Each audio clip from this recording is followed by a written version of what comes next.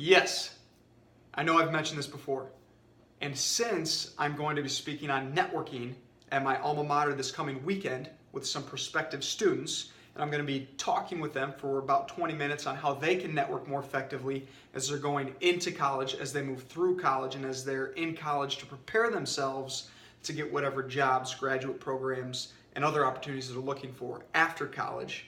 I've decided that this whole week will be networking week.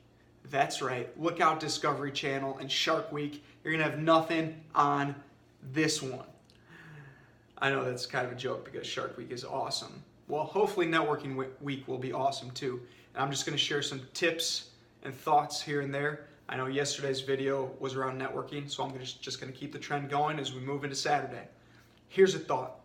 I just had an awesome hour-and-a-half long conversation with Carp.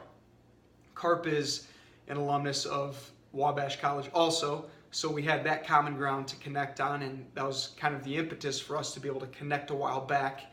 And then through some other events that we both, he put on an event down in Indianapolis. He's part of the committee that creates TEDx Indianapolis. He's a curator, and I attended that event and was able to connect with him there. So certainly we had that background connection, and we were following one another on social media and seeing some things that were going on in his life, and he was seeing some things that were going on in my life and some of the videos that I was sharing.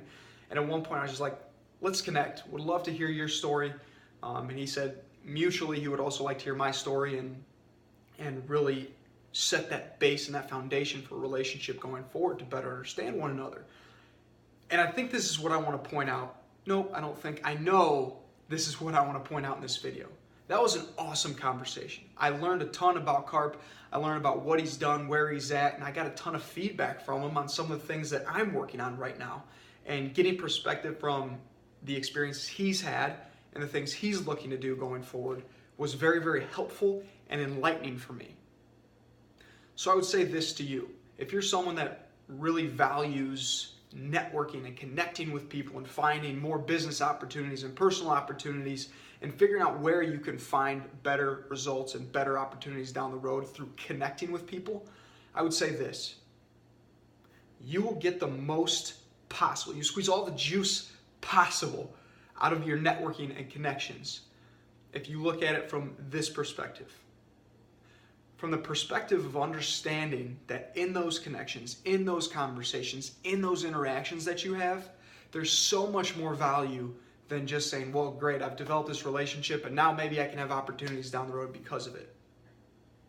I think you miss out on so much value if you don't recognize that conversation, that interaction for what it is. And what it is a learning experience. What it is an opportunity to gain someone else's perspective, to gain someone else's thoughts and ideas and beliefs, and really understand a new perspective of the world that you never had before that conversation. So I would encourage you to start looking at networking differently if you haven't yet taken on this specific perspective, because I recognize the value in it, and I've seen the value, and I lived the value in it.